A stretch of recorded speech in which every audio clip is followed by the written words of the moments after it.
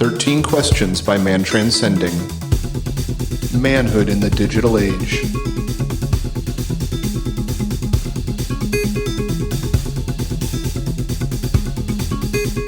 Welcome back to 13 Questions. I'd like to apologize for the delay in getting this podcast out to you. As many of you may know, we went to CAC. That included Darren, Graham, and myself. That is Contact at the Cabin, a yearly meeting of Grimerica listeners. And this year we went. While I was gone, I had also lined up a job to start when I came back. Unfortunately, when I came back, I found out that it was kind of a scammy job and disappeared overnight. So I had to light a fire underneath my own butt, and I now am employed and have a job, and the podcast is back on track to being able to come out to you in a regular fashion. So thank you guys for sticking with us. Tonight, one of my favorite 13 questions that we've done, Darren, Graham, and myself met the Allen brothers out at Contact at the Cabin. You may also know them as the Brothers of the Serpent. They have a podcast by the same name. They explore ancient mysteries, ancient civilizations, and the modern world. Really cool guys. Got to go to the Sun Temple with them, go hiking down the Petroglyph Trail, and really got to know these guys. And you can hear it in the interview. It was a lot of fun. I was really excited about doing this one, and a little nervous. We decided to do this one with Kyle and Russ at the same time instead of doing it separately, and I'm really glad that we did. It's crazy to think that the bonus was so good, considering that, I don't know, when you hear it, you'll understand, but these boys have been through a lot together and have learned and taught each other a lot. And I certainly learned a lot from listening to it. And anyways, I've said it's already one of my favorites, so thank you guys for listening. If you guys want to know more about the Serpent Brothers, Kyle and Russ Allen, you can go on over to their website, brothersoftheserpent.com. And if you guys would like to hear the rest of the guests that we have on this show, the 24 previous before, you can go ahead and go over to 13questionspodcast.com. You can also subscribe and become a member. With that, you're going to get access to the bonus questions coming up after the ones that you hear, unless you're a member, in which case it's already in your special own private feed that's going to get sent to you once you sign up, and boom, don't have to download 2 podcasts all in one spot. And you also get access to the website, which is going to give prompted writing courses if you'd like to sign up for them, self-help journaling. Then you also have some community forums. There's $200 in communications courses there by TJ Walker that he's offered for us to use. Really phenomenal. Communication is something that everybody needs. You also get the ability to create your own podcast if you want to record grandpa or, somebody that you want to hear their answers to these questions because it's going to enrich you in some way. Then, I want to hear them too. So becoming a member also gives you the ability to do that. And if you need help with trying to get your audio set up, we can give you pointers with that as well.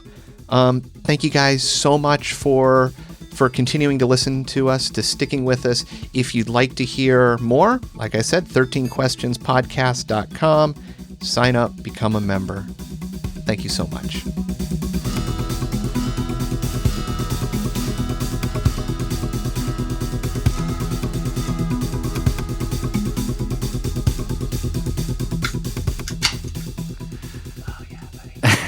Tap the Rockies. All right, you guys ready? We're ready. All right, so today on 13 Questions, we have Kyle and Russ Allen. That's right. What's up? I'm Russ. I'm Kyle. How's it going? Yep, going to be joining us. They've got a podcast, Brothers of the Serpent. That's right. And they're here to answer the 13 questions. So, you guys ready? Absolutely. Yep. Great. Lay it on me. All right, question number 1. What was the best advice ever given to you, and would you modify it today? You want to take that one?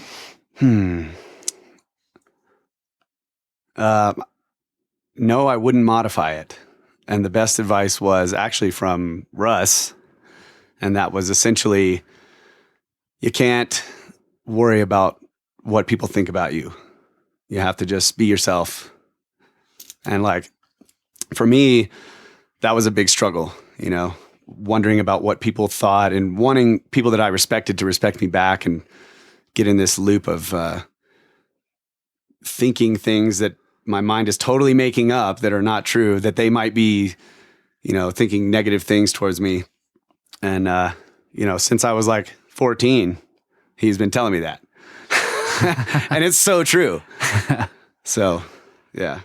Yeah, so I can reciprocate that.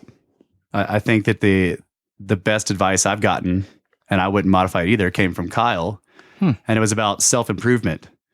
Because he was going through these things, and he was developing this sort of system of self-improving himself, and I wasn't. I'm just playing video games and not self-improving at all.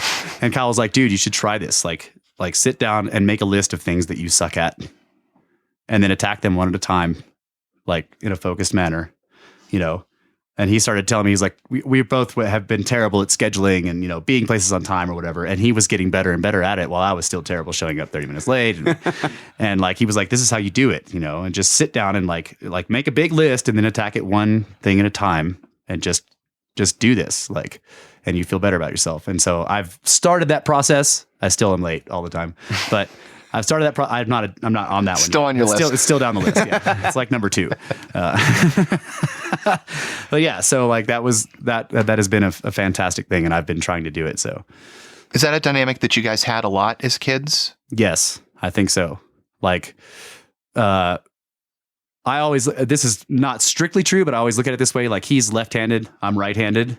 And so so there's this weird brain thing. We look at the world in this totally different way, but it's complementary, right? So one of the reasons we started our podcast is because I would come down to his house or whatever, because I've been researching some stuff, and I'd be like, dude, like pyramids, and then he would, and then I would explain all this stuff to him, and then his insight into it would come from an angle that I just completely would just totally not expect, right?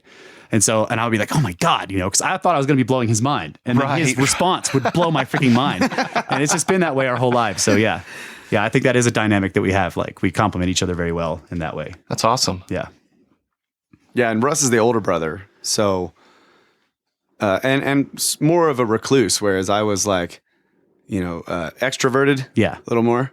So he didn't, that's why his advice to me, as coming from the older brother, of not giving a fuck, and just like sort of coaching me through that. And like, I still deal with it today, but I've been able to overcome a lot of that, and he's always a support for that. So it's a good thing to do. That's great. I'm glad we interviewed you guys together. That's really cool. All right. Told you it was a good idea. Now let's see where this goes. What was the most important lesson you learned from your parents? I think my dad was big on consideration of other people's everything, right? Like one of the lesson I remember the most, him teaching me the most, was be considerate of everyone else around you, So we lived in a 2-story house, and it was an old house, and it had tongue and groove floors, right? So when you wake up in the morning, you don't go stomping around your room and, because people downstairs are still sleeping or whatever, just those little kind of things. Be considerate. You go in here, you use somebody's stuff, clean it, put it back, try to return it better than it was. If I borrow your truck, when I give it back to you, it better not be fucking dirty, it needs to be. And like that was hard for me, because I'm always thinking about pyramids or whatever, my mind is on other things. So I'm like, yeah, I just leave stuff around. So being considerate, so sort of be aware of other people's everything. Just like, don't, try to be considerate of other people's needs, desires, and, don't wake them up unnecessarily, and just that kind of thing. So that was a big thing for me, was learning how to be considerate of other people. Yeah. Similarly for me, it's the general idea of respect for other people. Yeah.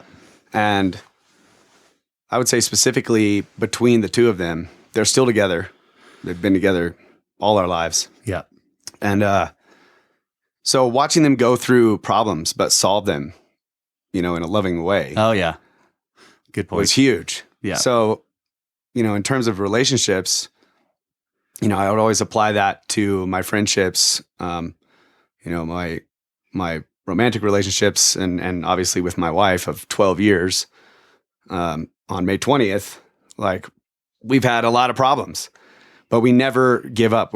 You always have to try to put yourself in the other person's shoes to respect their, where they're coming from. And in a lot of cases, you might think, I'm totally right, you're totally wrong. But there's always room for improvement. We're human. So even if you are right, maybe you dealt with it in a way that could have been better. So it's looking at yourself, being able to laugh at yourself. Yeah. Being honest about your mistakes and having respect for other people. Do you think about this when you raise your kids? Like when you're handling your problems, how important it was to you that they're seeing that reflection? Yeah. I only have one kid. He's 3.5. So it actually took me a while to realize that, at 2 to 3 years old, he wasn't being disrespectful. There's just these larger concepts that are maybe not, he's not at the cognitive ability to really understand disrespect. That took me a while to get. So he's not being disrespectful. He's a child, right? So like I have to learn that again, like I'm not right about this. Like I'm handling this wrong. And even, it's kind of a weird thing going to a 3-year-old and saying, "Hey man, the way I talked to you yesterday, was not cool. Sorry." So, yeah. Yeah. It's just, and we got that from our parents. So just deal with it directly. Yeah. They would do that. Dad would come up to me and just be like, "Hey, I really flipped out on you yesterday. I really apologize for that." But he would have to wait till he calmed down, and then he would come and just apologize. And that was really cool. So learning to do that, and that surprises people sometimes. Like, I'd get friends or whatever, and I'd be like, "Hey bro, I just was an asshole yesterday. I'm sorry about that." And they're like, "What?" They're just not used to that. So yeah, I agree. That's something we learn from our parents for sure. I don't have kids. Sorry. What book has been most influential on your life and why? Ooh, do I have to name just one? No, it's impossible. Yeah. I don't think we've had anybody that can do just that. Right. So, right off the bat, I would say Fingerprints of the Gods. And then a lot of the Velikovsky stuff. Earth in Upheaval was enormous for me. And the Sitchin stuff taught me, I don't necessarily agree with everything Sitchin says, but his work showed me how you can look at these things that there's like a standard model explanation for from a totally different perspective and just work it out and say like, here's what I think happened. I don't care what all your academia stuff says. Here's what I think, right? So those books, like Fingerprints of the Gods, he did the same thing. Graham Hancock basically wrote a travelogue where he was going around looking at all this ancient stuff and just saying, well, what do I think? Looking at the scholars and what do they say, and then saying, well, that doesn't look right, and that's wrong, and this is wrong, and that can't be right. So it taught me, those books, those two, the Sitchin and Hancock, taught me to look with my own eyes at ancient everything, ancient civilizations, ancient monuments, ancient carvings, ancient mythology. And Earth in Upheaval by Velikovsky showed me that the geology of the world is the story that the geology of the world tells is vastly different than this uniformitarian thing you get from standard model geology. So those are mine. Game of Thrones. I'm joking.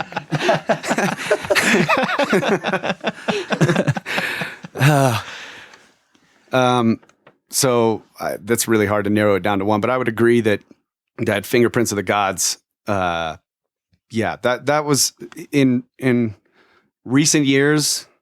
That's a major one. Yeah. Paradigm shifting, and it's obviously influenced a lot of the research that I want to do, the paths that I want to go down to paths of discovery, reading ancient texts and all this kind of stuff. Looking for that possible lost civilization or the signs or on the earth of destruction, all that sort of stuff. In the past, however, I would say one of the most influential books was John Adams by that was a good one. David McCullough.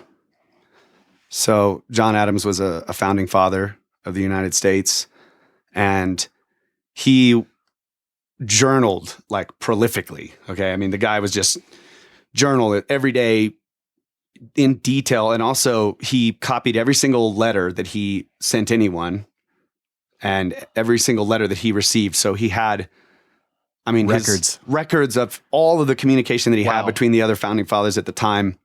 And that book, so all that stuff was compiled into a book, and it's amazing to see, and especially when you combine this with the study of ancient civilizations, okay? Because you see throughout all of known recorded history, the governments of the world were, basically dictatorships, tyrannical governments. The vast population was under the control of the few.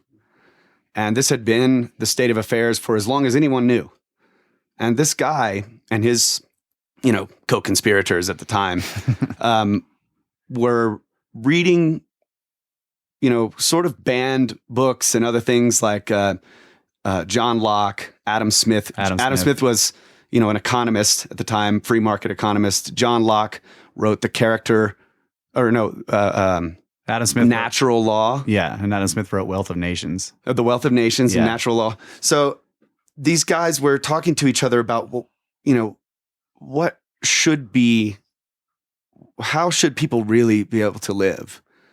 And they did this thing successfully that there's no precedent for in all of recorded history, where they set up their own system, and it was designed in such a way to not be able to grow into the types of governments that have ruled the world for thousands of years. And it worked.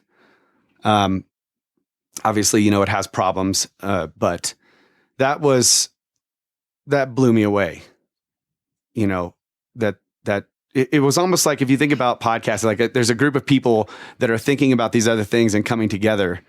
And go ahead. Well, I get it. No, that's like a tyrannical dictatorship, and a group of people come together and say, we're going to structure our ideas and our system so that can't happen. Yeah. And then we're going to do it. And then you recreate out of that, which is just your mind and how you connect to people, a better reality without dictatorship. That's cool, because that means that, your little podcast that you've got with a few thousand listeners or whatever. Well, that's I mean, really that's more than what stuff. they had. Right. So this peasant farmer, right, is just like thinking about stuff. He's reading books. He's talking about John Adams. Yeah. Right. And then like some other farmers, some other peasants are like, hey, like, let's get together and we got problems here. Yeah. And they devise this plan, and John Adams is key in convincing all of the higher ups of the 13 colonies to say, yeah, let's go for it. Declaration of Independence. And this is an amazing thing too, that the Declaration of Independence was a letter written to a king by a bunch of peasants. And they printed this thing, and there was Benjamin Franklin, who had printing presses and knew printers, people with other printing presses in Europe and whatever. And so he gets this document printed in all these printing presses all over the world. And then it was read. And translated into a lot of different languages. Yeah. So at the same time that the page is bringing it to the king and reading it out loud to the king, who's probably flipping a lid at hearing these words, all over the world, in town squares everywhere, was also being read to gatherings. Yeah. People were reading it out loud in town squares all over the world. Wow, that's early morning or early information warfare. Yeah. Yeah. Like you get ahead of the game, and so they can't even try to obfuscate it. Right. Right. That's out of the bag. That's and amazing. so there was sort of like, when people heard that everyone should be equal, there were basically revolts all over the place. So that's one of the reasons why it succeeded here. Obviously the ocean was a problem for them too, but well, so you're worrying about a lot of points. Yeah. You're no longer the big fish. Exactly. Right. And so that just, that really was formidable for me in the way I look at the world that we have now, this amazing situation that we have now that everybody's complaining about. Yeah. That's weird. Look at what you have. That's kind of the way it made me feel. Yeah. I could also name off real quick just two fictions. I love Moon is a Harsh Mistress and Starship Troopers by Robert Heinlein. Those two books, the same deal, but he does this future history thing where he's able to like sort of set up a future civilization and then look back at our time. Right. And then talk about it from this other lens. And like anybody who's interested in that kind of stuff, check it out. He's got the way he sets those things up to look back at our time, you're just like, oh my God, why are we retarded? Yeah. It's awesome. What daily habits or rituals do you have, and do you recommend them for others? Go to work, bust your ass. That's right. That's one. Yeah. It's hard, but it feels great. And at the end of the day, you know, it's a satisfying thing to know that you were productive. Yeah. And for me, I have this tendency to fight that sort of lazy desire. You know, when I feel it, I'm just like, no, getting up, I'm going to go do something. Even if it's, I don't know, just fixing something around the house. So. Wow, because I was going to say sit around and play video games. I recommend that to everyone. Well, no, so like all that he said, but then I also recommend the sitting around and playing video games. Like I have to come home and decompress, right? I get home, I say what's up to everybody, you know, I unpack all my stuff, get cleaned up, and then I need an hour or two to just, you know, sit and just like either read some fiction or play a video game or whatever, just decompress from everything. And then I come back into the world and hang out with people and have dinner, whatever. But yeah, so both of those. I have one more. Educate myself. Yeah. All the time. Like I feel huge fan of Game of Thrones, but, We know. and I had all the audiobooks, right?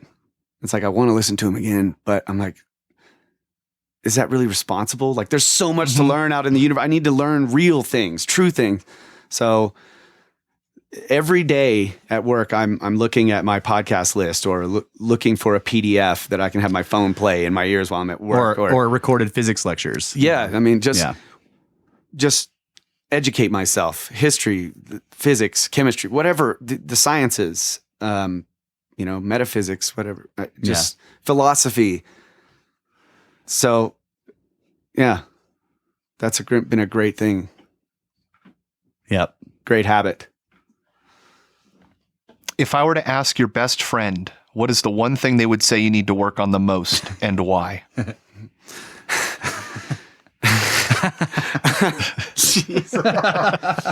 Don't be such a freaking skirptard. Like I'm kind of I'm like really opinionated and I just will. Skirptard, by the way, is our word for a skeptic who's retarded. Yeah. That's what it is. Like Skirptard. I will just, you know, a lot of times they're like, hey, this idea. And I'm just like, no, you know, and then it could be days and I'll be like, oh man, you know, I was thinking about your idea and it's actually really good. And so they're like, how come you don't, and I do it over and over again. How come you don't really just think about it then, just take some time to consider or change, you know, I don't know. I don't know. I think quit smoking is probably what they would tell me to do. If that qualifies. Tobacco, cigarettes. Yeah. Stop smoking cigarettes. Yeah. I get that a lot and I should. Could make it your daily ritual. Yeah. Ooh. That one's going to be tough. My daily ritual is to not do smoke. something. Yeah. Hard. What are you most, I'm sorry, what are you most curious about? Human origins. That's in a nutshell. Like I've been fascinated. Well, okay. Mysteries in general, I am fascinated with. So I'll look at any mystery, you know. I've listened to a few true crime thingies, whatever. Those are cool. Those are all right. Sometimes they're really intriguing, but what I'm really interested in is the ancient mysteries and where the hell did we come from? How did we get here? How long has the journey been and what does it really look like? You know, I think there are so many stories, and I mean, as in like Kyle has a song called "Where Do the Stories Lie," and that says it in a nutshell. It's like there are you can think of enormous movements of populations around the world, or armies, you know, people marching, doing this. Like cataclysm happens and they're starving, they have to go, and just we don't know any of that stuff. Those stories are untold. So when we go out into a canyon and you know, or whatever, and you see footprints of animals and they're fleeing, so you know they're stuck in the stone, and you're like, this story hasn't been told, right? Here is these things were fleeing from some destruction or trying to get away or whatever, and here is all that's left. So that's for me, the thing that I focus on the most is like what is really going on with us. What is the real story of human origins? So yeah, it's a big one for me, but I think it's physics. I'll just give a different one because that's I'm equally interested in that. Yeah. But physics is a serious passion of mine. He has his beloved materialist reductionist physics. Yeah, I want to really know how it all works, and I like puzzles. Right, I'm a puzzle person. If there's a technical problem, I want to know what's going on. Like, so it's a different type of mystery. But yeah, I think a lot of the standard model of physics is, well, it's incomplete. I'll just say that. Yeah. And every serious scientist who is also seeking to understand it will admit that, we know so little. And so I think that's a great mystery that I would love to gain insight into and perhaps discover truths. So, yeah, very curious. Awesome. What was the most embarrassing or humiliating experience of your life? Well, I mean, like what kind of embarrassment or humiliation are we talking about? Because there was one that, like, I've never forgotten this. I was pretty young. I guess I was 16 or 17. And I was in DCI, Drum Corps International. I was a trumpet player, right? Played trumpet for a long time. And I was in DCI. And we were homeschooled. Both of us were homeschooled. So I didn't have a lot of experience in being in big marching bands. Didn't really know about that. Or just the whole sort of high school mentality of people being ridiculous. I didn't have any experience with that. So we went to a park. I can't remember if it was maybe Stone Mountain National Park, something like that. We went to somewhere where there was, standing in line waiting for rides or whatever. And I'm standing there in line just chilling. And some dude from, that was in my corps came up behind me and freaking yanked my shorts down. And I was like commando that day. That was freaking embarrassing. And I've never forgotten it. So there you go. Man, I don't know. Can you top that one, buddy? No, I can't. Like anything I can think of is like I was so young that it just seems silly, Yeah. I mean, I was young. I guess I can't think of it. I would say this would be more of a general sort of embarrassing thing. And that is like if I get too fucked up on something, a drug or alcohol mainly. Yeah. And then the next day I'm always feeling humiliated. That's just general.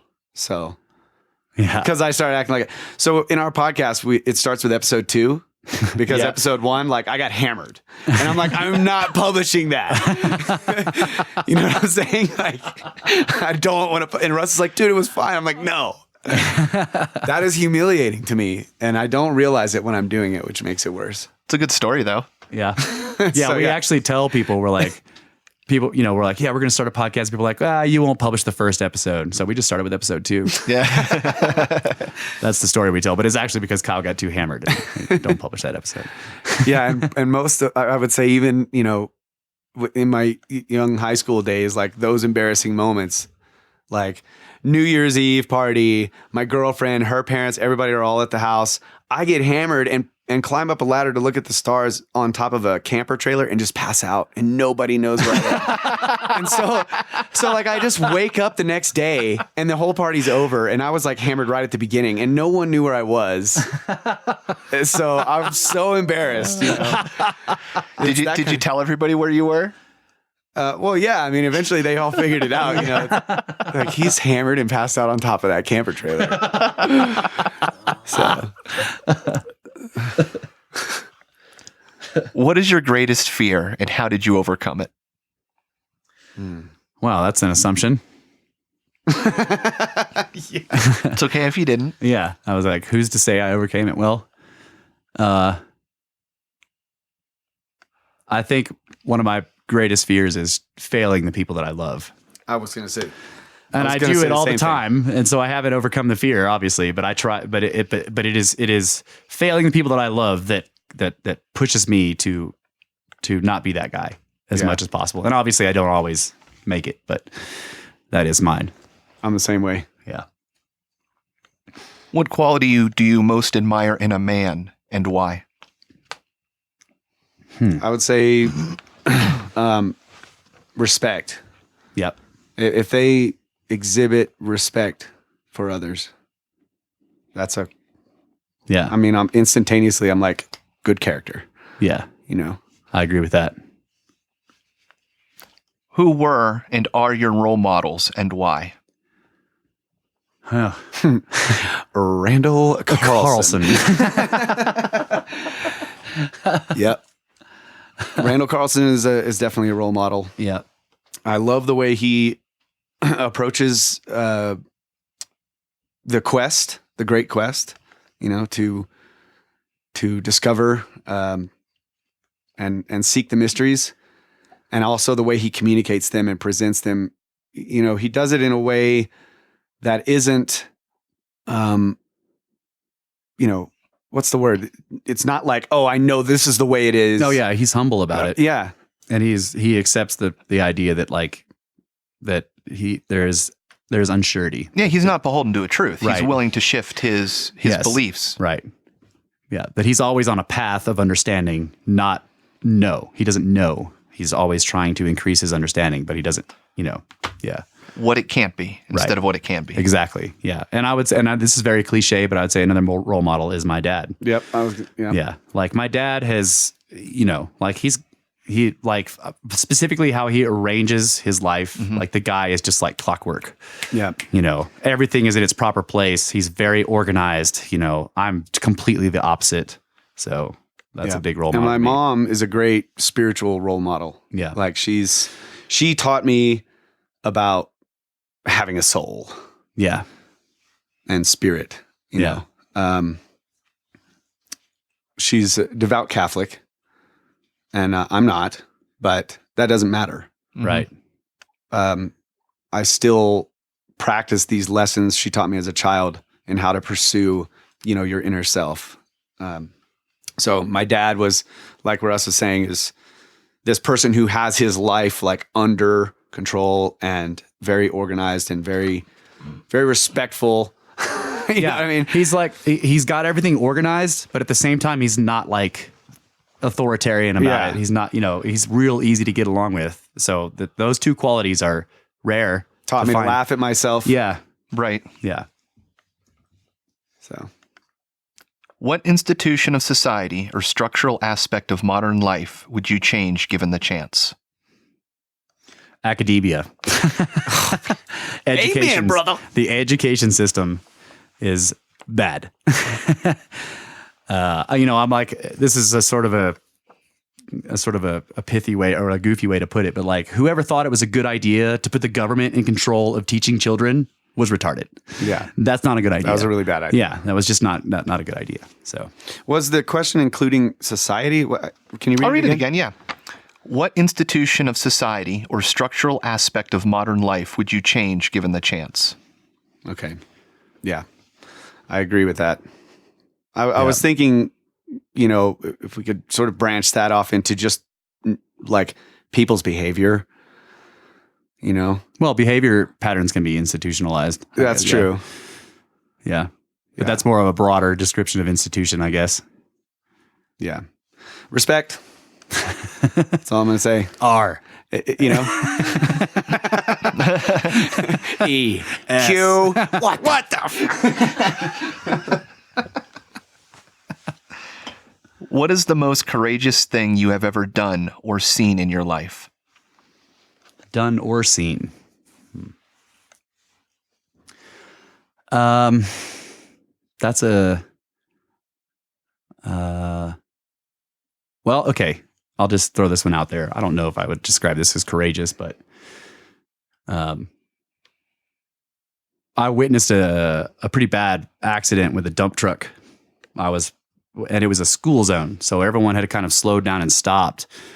And there were like little kids coming across the road. So you had the woman with the stop sign, and she's waving the kids across the road. And this dump truck with a full load comes barreling around the corner, sees all the stopped cars and fails to stop. And he hit the car behind me, and the truck veered off.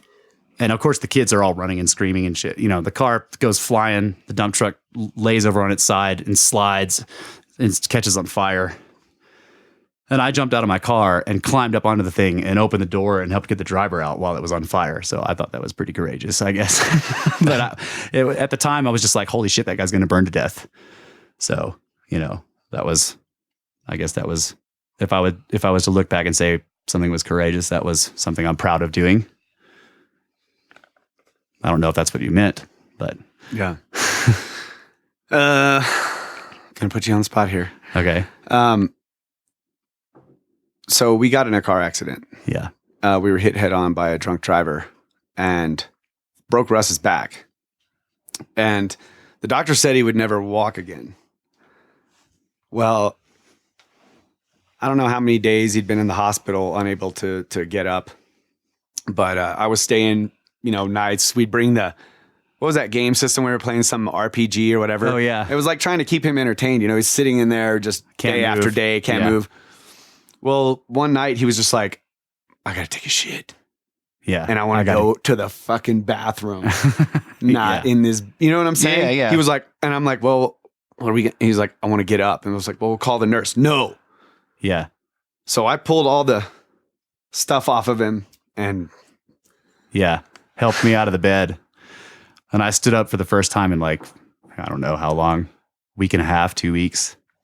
And I was like, oh my God, this is badass. And Kyle's like, everything okay? Yeah. And he helped me sort of move around. Yeah, we just like so you're right. That was incredibly courageous on your part. Yeah. No, and yours. Like, that's what I'm saying. Yeah. Like, yeah, that was serious. Yep. Thanks, buddy. No problem. And then we were like, a couple years later, we were snowboarding again. Yeah. That's amazing. Yeah. Did you ever go back to the doctor and be like, come on, man? The doctors were great and they were amazed. But the thing is if you didn't have the courage and you just accepted your fate, quote unquote, where would you be? Yeah.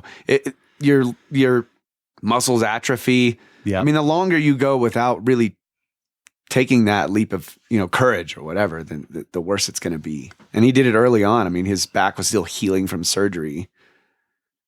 Yeah. They would not have, so if we called the nurses in, they would have been like, hell no. Right. Yeah, get down and. Right. That's why I didn't want to call them, because I knew they would say no. And I was like, I got to get out of this bed. And it was the middle of the night. So you knew what was best for your body. That's amazing. Yep. Yeah. Well, I mean, I wasn't sure, but I knew that I needed to get out of that fucking bed. Yeah. And I couldn't have done it without his help. So that was great. Yep. What rule do you have for yourself that you never break? And why do you think that is important? Never breaking. I break a lot. I break a lot of my rules.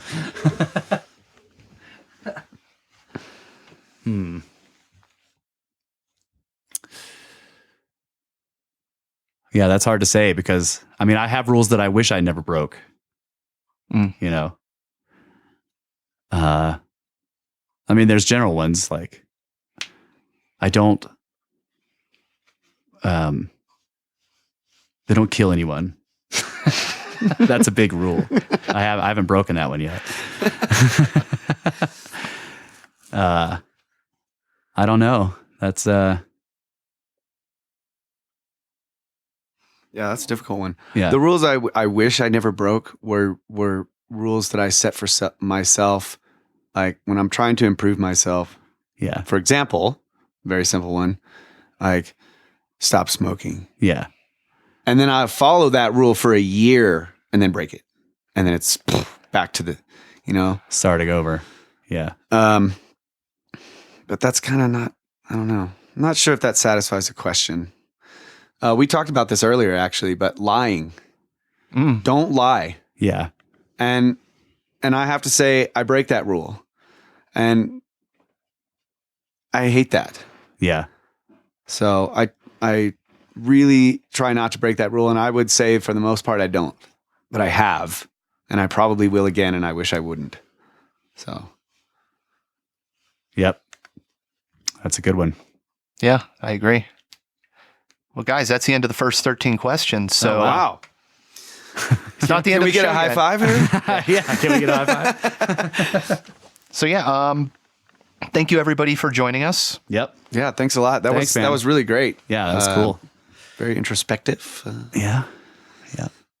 All right. My answers were better than yours. Oh yeah, well, you did a good job. Well, we got a bonus round coming up, so you might get spanked in this next one. Shit. Shouldn't have said anything.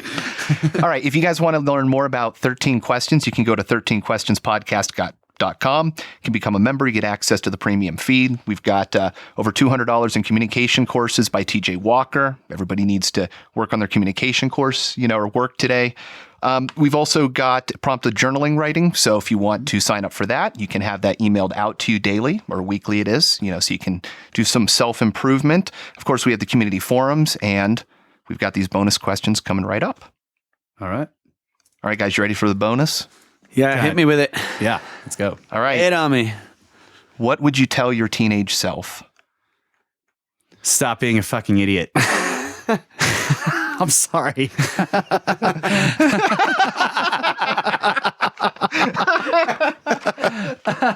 It's so true.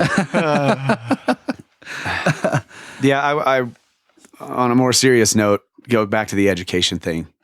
I just didn't care, Yeah. About educating myself. And I looked at school as that was all that there was, And I would tell myself, hey, you need to educate yourself.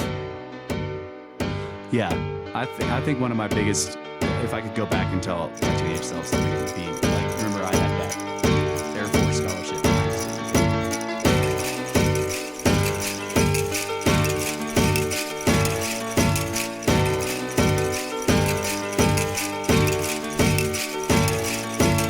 I wanna win it. I wanna win it. Yo, what? I wanna win it. I wanna win it. Yo, what? I wanna win it. I wanna win it. Yo, what? I wanna win it. I wanna win it. Yo, what? I wanna win it. I wanna win it. Yo, what? I wanna win it. I wanna win it. Yo, Why what? is one man rich and another man poor? Why we ain't satisfied? Why we gotta have more? Why your suicide rates on the rest so high? Why I tell you the truth but you say don't lie? Why is being a good father at an all-time low? Why is it acceptable? Yo, why? I don't know.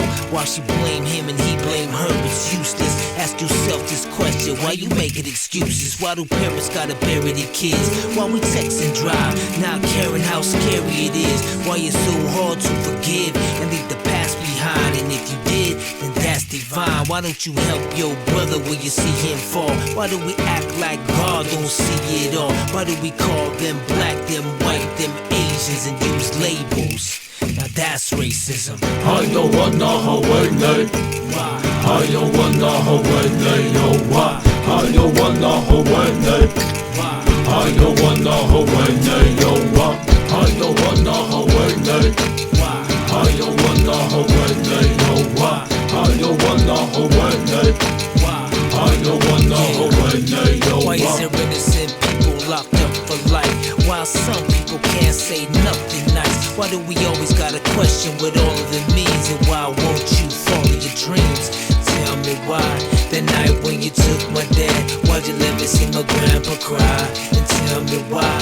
And why do you choose to hide, even though you was born to fly? And tell me why.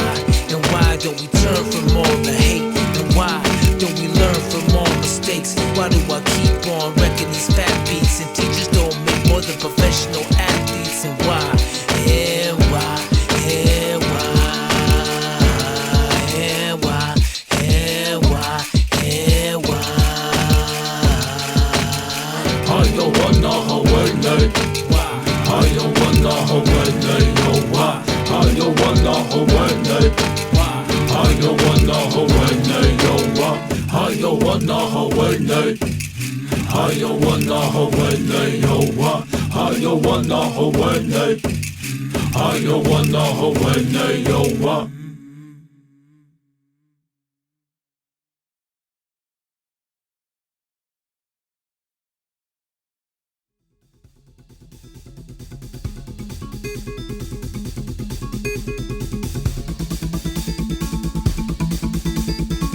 This should be considered entertainment and not therapy. We hope you benefit from our resources available at 13questionspodcast.com.